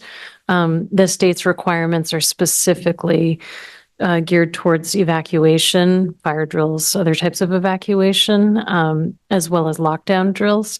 So because we are defining a broader set of types of responses for our schools, we're giving them an opportunity to practice other types of things like shelter in place, which is relatively innocuous. It's basically closing the doors to classrooms in case there's something going on in a hallway. So those types of drills are in there as well. And in order to fit those in, we had to go a little bit above and beyond what was being asked of us. So it's not like we're doing all lockdown drills all year long. I just remember when my kids were, well, I guess only when my younger daughter was in elementary school, I would volunteer once a week in her classroom. And I just remember the time that drills took. They really take a lot of time. And, from start to finish, resettling the classroom when they're back. I, of course, highly value getting, being in the practice of being able to respond and understand that, and just trying to understand the balance. Thank you. Any other comments from the board, questions from the board? I just wanted to call attention that I think this is a great example of like a system that we've been rebuilding, and now we're in implementation phase and we're doing reps. And so I just appreciate, Dr. Warren, all your work on this, all the building leaders who are participating and supporting this as well. And then that leads me to my next question, which if Riley was here, I think they would probably ask. And Charlotte too, what is happening with students around this? How are they learning and getting information about these drills and what's happening? And then also just to ask specifically about our multilingual students. So the site-based plan this year is very extensive, and it requires each school to take the sort of essential information that we have provided and the operating procedures, and then build their own school-based plan that's relevant for their particular community and building and population. And that includes a plan for communication, as well as, first with staff. So the expectation is that as folks are coming back next week, there's an orientation to what will be happening. And then the communication with students will vary a little bit based on age, developmental appropriateness. the other question you asked me.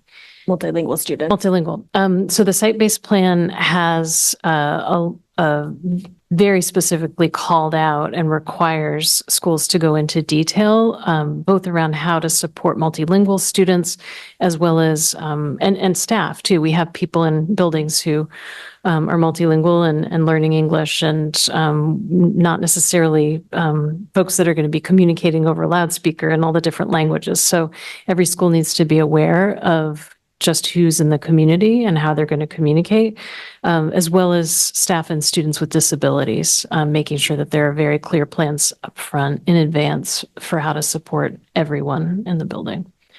Thank you. Any other questions, thoughts? Okay, I don't see any online. Okay.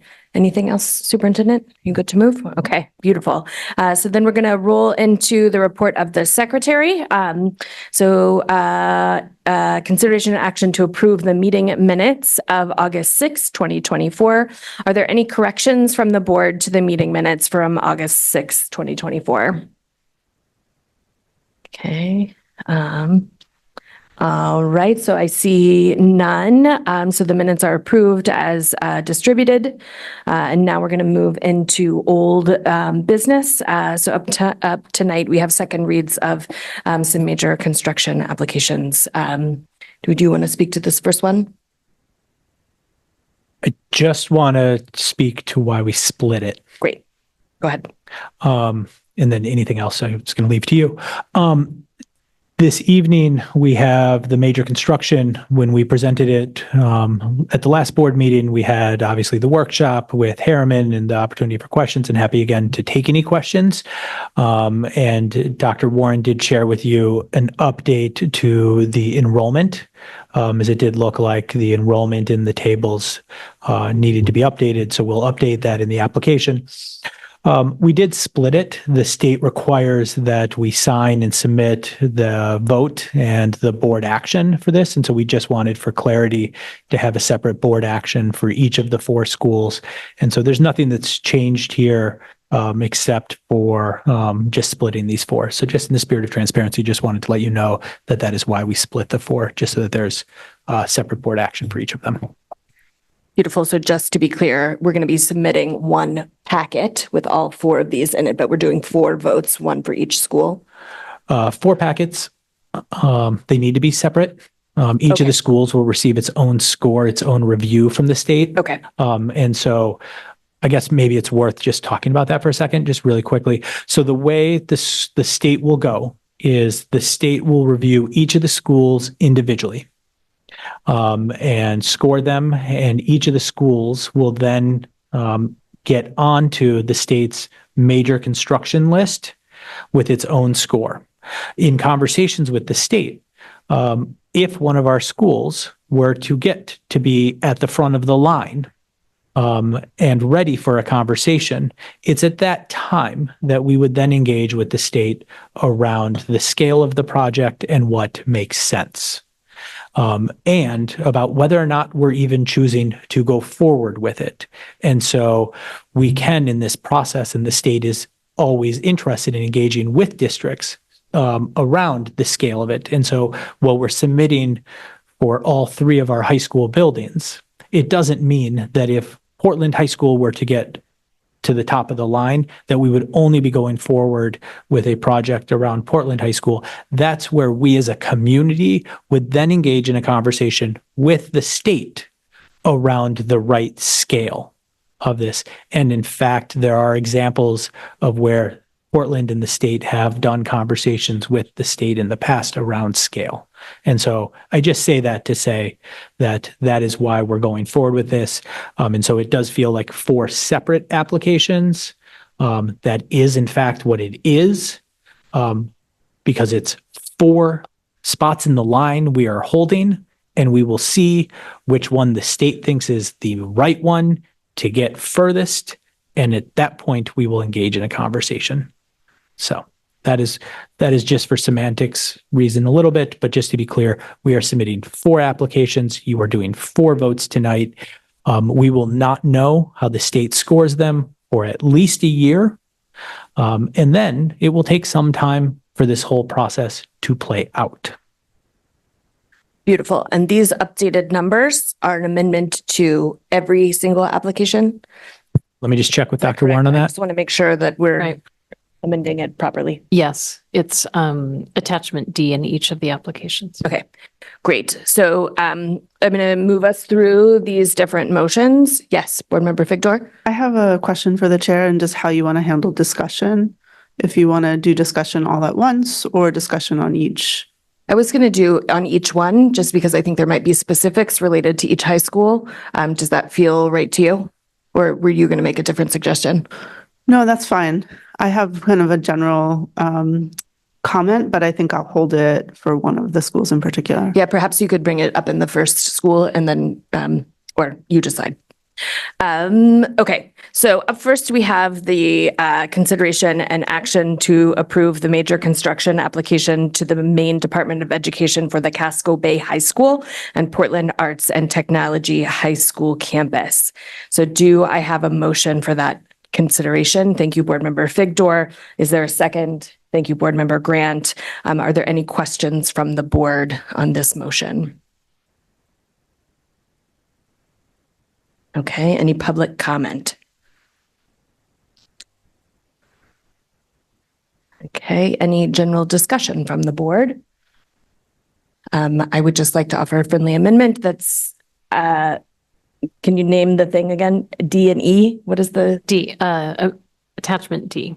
Attachment D will be updated with the file that we have here in front of us.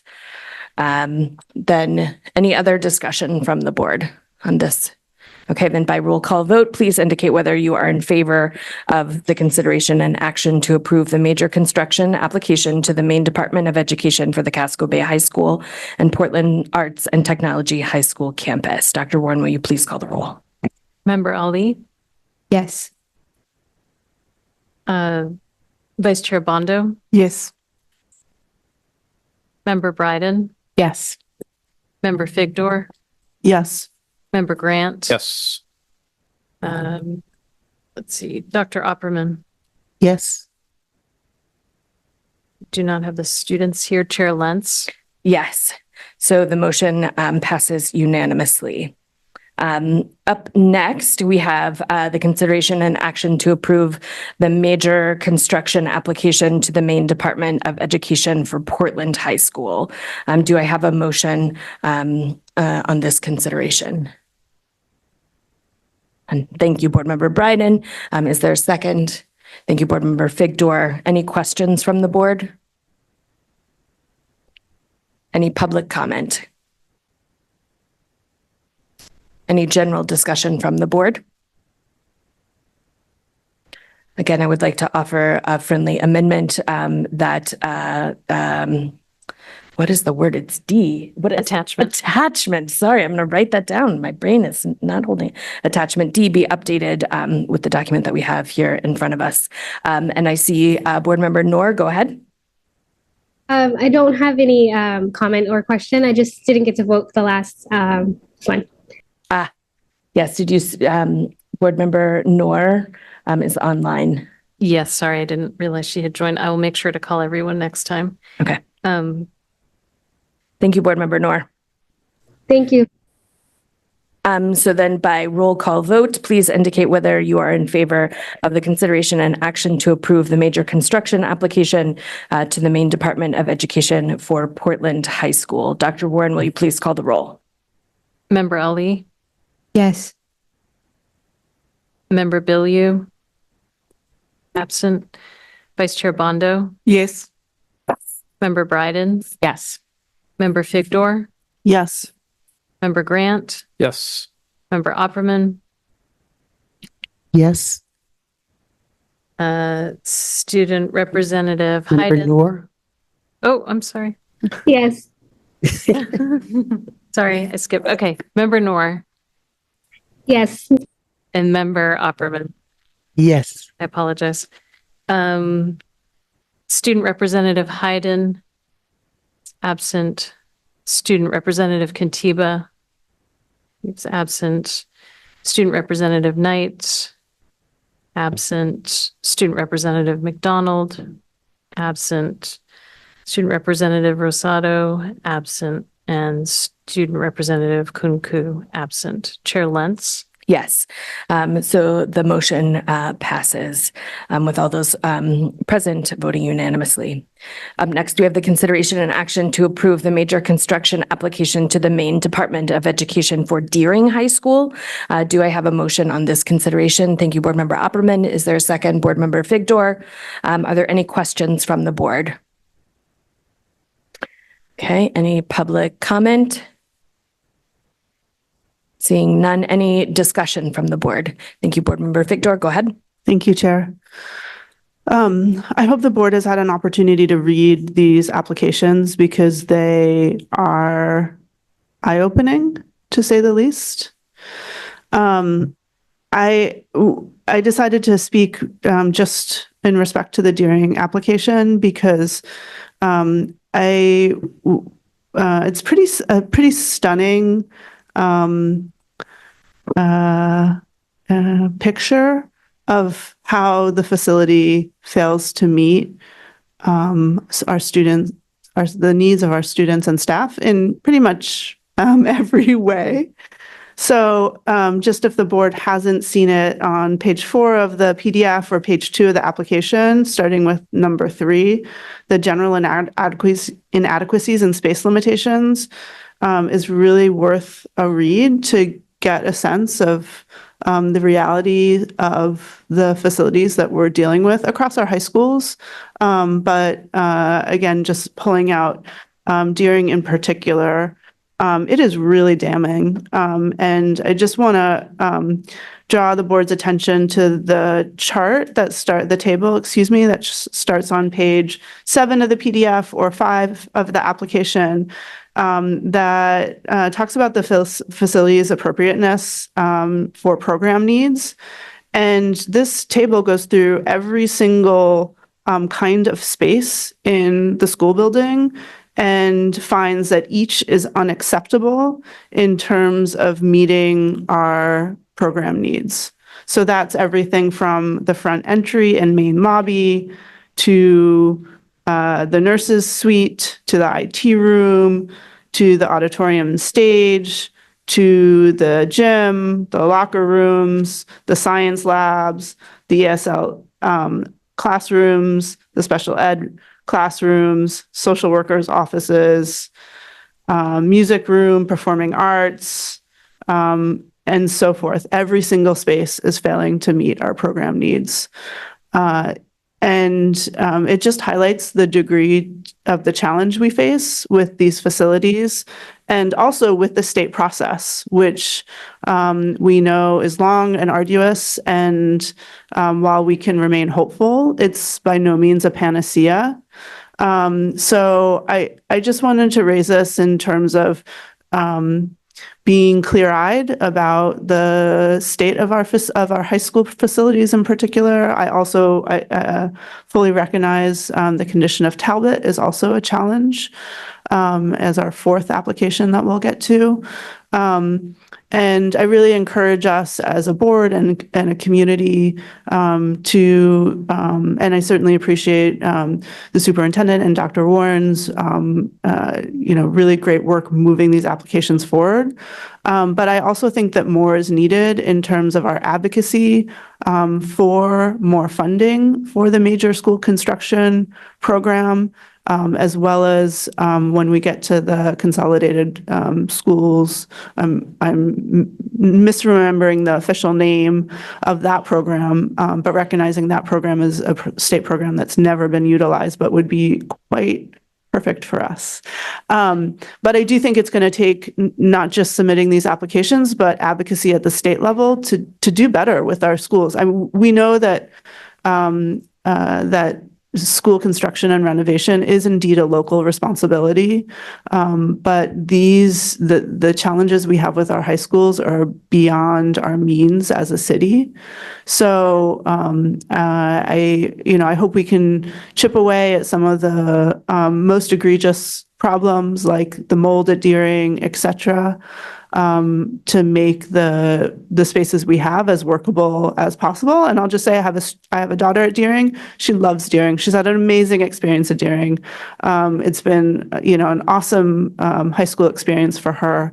But our students and staff do deserve more. And so I know our facilities department has been really using the resources they have to chip away at these, to make the most egregious repairs. And I encourage us to support them, to advocate for the most robust CIP we can, to get the money we can in the meantime, to follow through with these applications, as I know we're going to do, and then to really advocate at the state level for more funding for these programs, because what's happening right now is inadequate. When the state, takes 8 years and decides to renovate a total of, I don't know if Ben knows off the top, 5, 6 schools. 8 to 10 usually. Yeah, I mean it's really insufficient. So sorry to be long-winded, but I really appreciate all the work that's gone into these applications. I really do encourage the board to read through these applications I know that Ms. Opperman has, to really recognize the full extent of the challenge we have with our high school facilities in particular. Thank you. Thank you, Board Member Victor. Board Member Opperman? Yes? Just to add on to Member Figdor's comment, when bringing up the idea of looking at improving Deering High School, where my son graduated over 20 years ago, it was in bad shape then, and it has been neglected time after time, and it was time for it to come, all of the schools, to get what they need. Thank you, Board Member Opperman. Okay, so I'm going to hold on, any general discussion from the board? Okay, then by roll call vote, please indicate whether you are in favor of the consideration and action to approve the major construction application to the Maine Department of Education for Deering High School. Dr. Warren, will you please call the roll? Member Ali? Yes. Member Bilyeu? Absent. Vice Chair Bondo? Yes.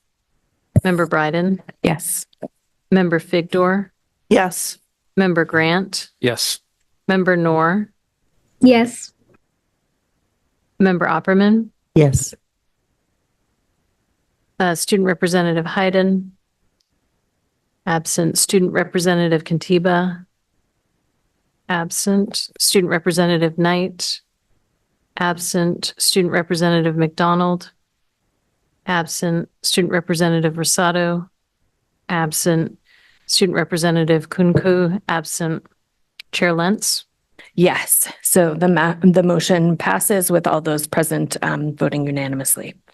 And up last, we have the consideration and action to approve the major construction application to the Maine Department of Education for Greald E. Talbot Community School. Do I have a motion for this consideration? Thank you, Vice Chair Bondo. Is there a second? Thank you, Board Member Bryden. Any questions from the board? Any public comment? Hold on one second. Okay, any discussion from the board? Okay, seeing none, then by roll call vote, please indicate whether you are in favor of the consideration and action to approve the major construction application to the Maine Department of Education for Greald E. Talbot Community School. Dr. Warren, will you please call the roll? Member Ali? Yes. Member Bilyeu? Absent. Vice Chair Bondo? Yes. Member Bryden? Yes. Member Figdor? Yes. Member Grant? Yes. Member Noor? Yes. Member Opperman? Yes.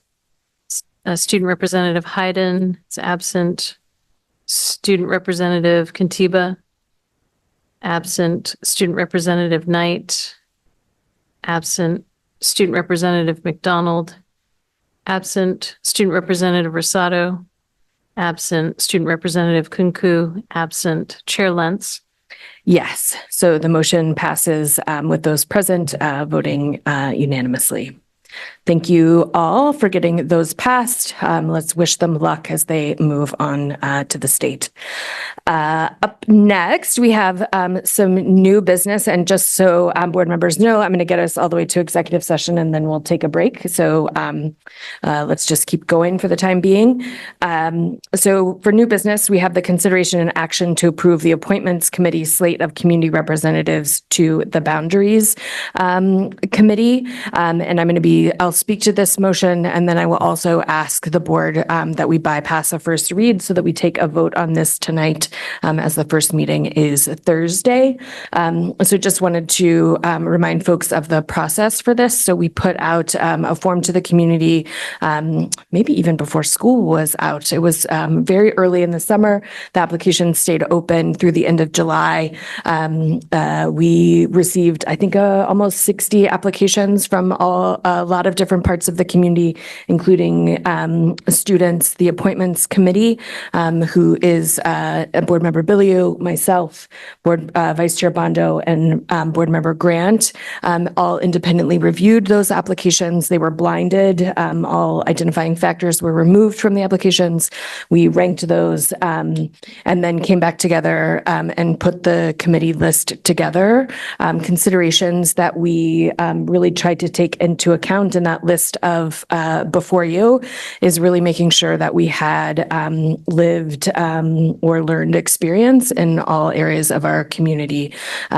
So as people applied, they told us a little bit about themselves, their work experience, their lived experience, their family experience, kind of their interest in this work. And I do feel proud of the list that we're putting forward. I think it is really encompassing of a lot of areas of our community. I will say there were two points in this list that the committee, the appointments committee, spent a lot of time on. One was the fact that we used a student alumni spot for an adult alumni. And so we have one young person on this committee as opposed to two. We did feel like that was a better move. The alumni that we're putting in is also a current parent, brings a lot of experience, both lived and learned, to the committee. And we do feel like there are ways that we could engage students and the student representatives in the process. And then also, we didn't get a lot of applications or any applications of people with lived experience from immigrant and refugee population. So that was a place where it felt like we didn't quite get the pool that we were hoping to get, but we do have people that have worked in that field and have deep relationships within that community. So I just wanted to note those two things. So I'm going to now ask us to vote on moving to second read. So I'd be looking for a motion to go, actually, I'm just going to make a motion. I'm going to move to directly go to second read for the action to approve the appointments committee slate of community representatives to the boundaries committee. Do I have a second? Thank you, Board Member Bryden.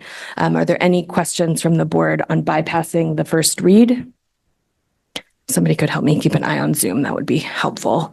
I see no questions. Any public comment? Okay, I see no public comment. Any general discussion from the board on bypassing the first read? Then by roll call vote, please indicate if you're in favor of bypassing the first read of this motion. So Dr. Warren, would you please call the roll? Member Ali? Yes. Member Billiou? Absent. Vice Chair Bondo? Yes. Member Bryden? Yes. Member Figdor? Yes. Member Grant? Yes. Member Noor? Yes. Member Opperman? Yes. Student Representative Hayden? Absent. Student Representative Kantiba? Absent. Student Representative Knight? Absent. Student Representative McDonald? Absent. Student Representative Rosado? Absent. Student Representative Kunku? Absent. Chair Lentz? Yes. So the motion passes with all those present voting in favor to bypass the first read. And now I'd be looking for a motion for the consideration and action to approve appointments committee slate of community representatives to the boundaries committee. So moved. Thank you, Board Member Grant. Is there a second? Thank you, Board Member Bryden. Any questions from the board? Okay, any public comment? Any general discussion from the board on this slate? Board Member Figdor, go ahead.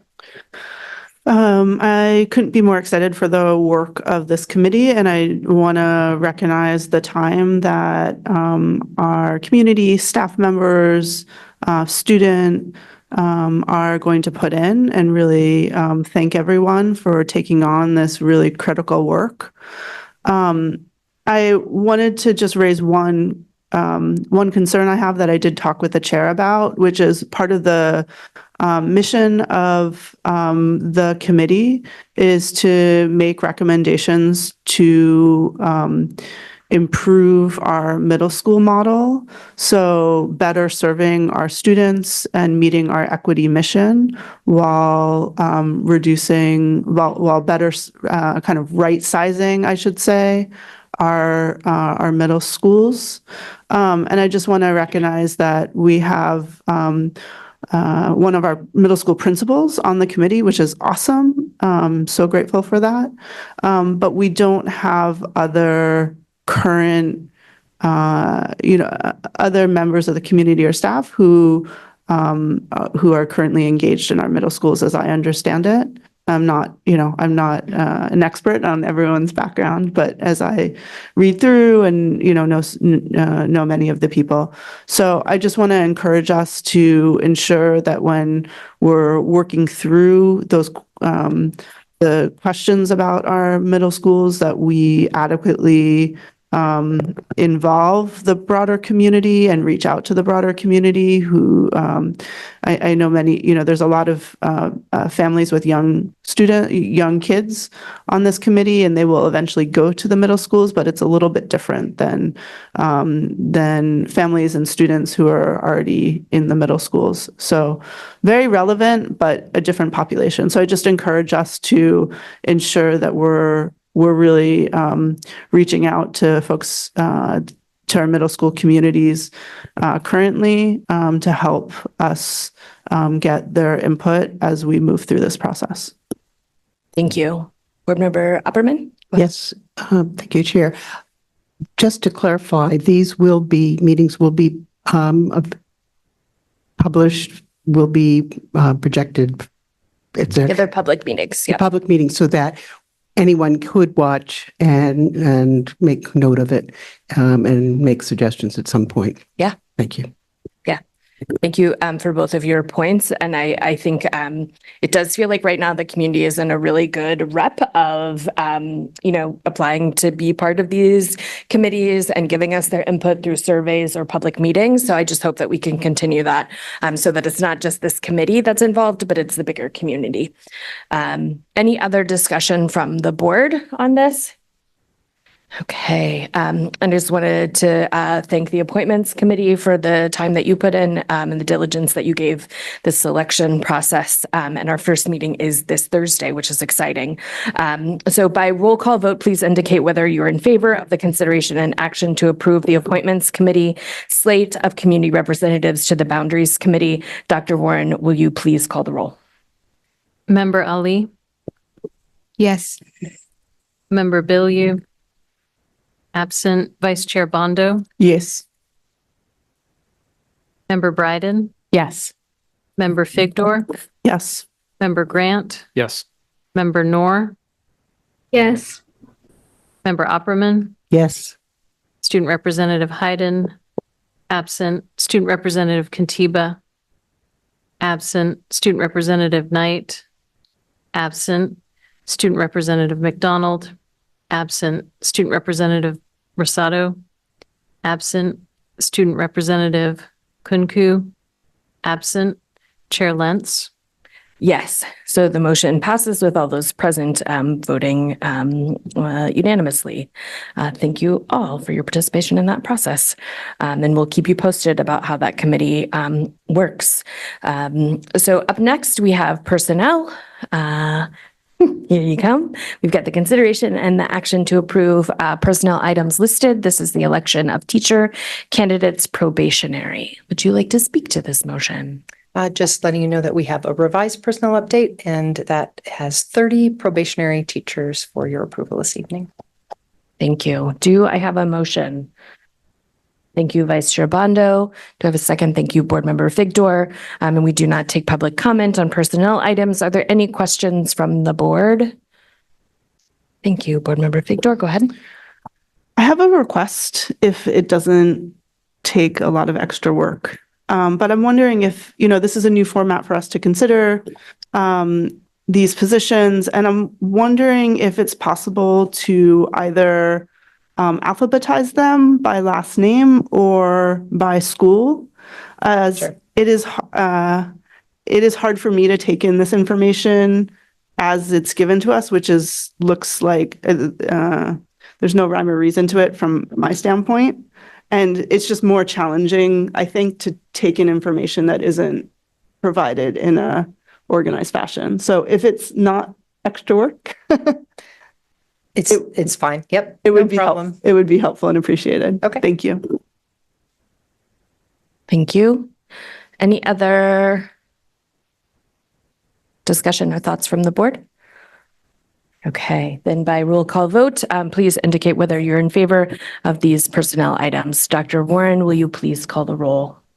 Member Ali, Yes. Member Billiou, absent. Vice Chair Bondo, Yes. Member Bryden, Yes. Member Figdor, Yes. Member Grant, Abstain. Member Noor, Yes. Member Opperman, Yes. skipping the student representatives, is that okay? Yep. And Chair Lentz. Yes, so the motion passes with Board Member Grant abstaining.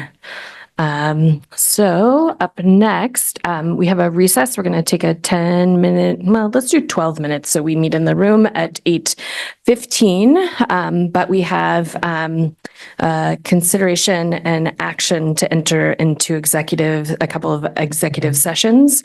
So I'm going to read these out together and then we'll vote on them together. So we have a consideration and action to enter into executive session pursuant to 1 MRSA section 405(6)A to discuss the superintendent's evaluation and a staff matter. And then we also have a consideration and action to enter into executive session pursuant to 1 MRSA 405(6)D to discuss PAE adjunct negotiations. So there's going to be 3 topics in executive session. Do I have a motion? Thank you, Board Member Bryden. Is there a second?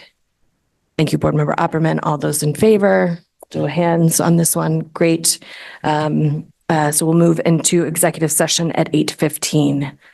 All right. Are we ready, Henry? Okay. Thank you so much. Could I have a motion to adjourn? So moved. Thank you, Board Member Opperman. Is there a second? Board Member Bryden. All those in favor? Aye. Raise your hand. The vote is unanimous. We are adjourned at 10 o'clock on the dot. Thank you all very much.